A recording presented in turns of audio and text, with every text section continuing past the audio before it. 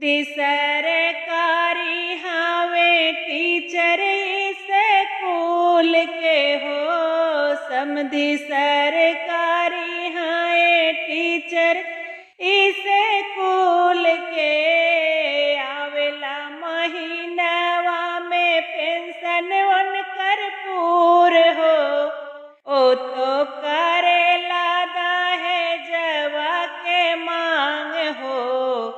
बड़ा बेईमान समधी, ओ तो करेला दहेजवा के मांग हो।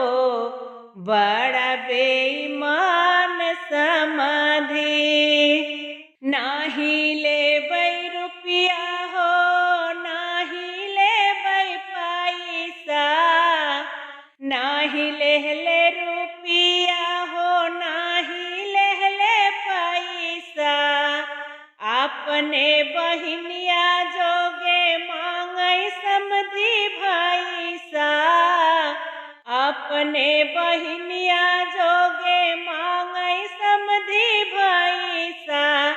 ई तो करेला दहेजवा के मांग हो, बड़ा बेईमान समधी। ई तो करेला दहेजवा के मांग हो, बड़ा बेईमान समधी। दुल्हा सरकारी हवे टीचर स्कूल के हो, दुल्हा सरकारी हवे टीचर स्कूल के हो।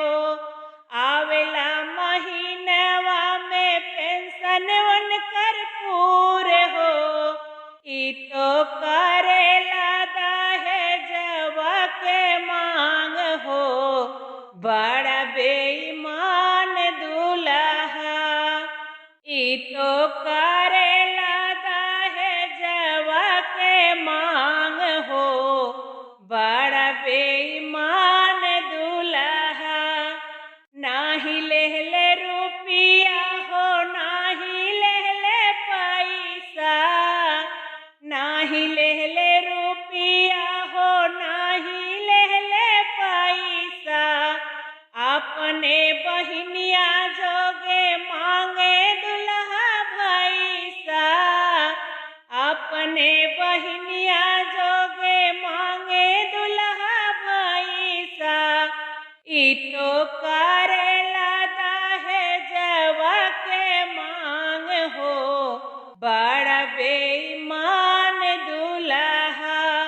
ई तो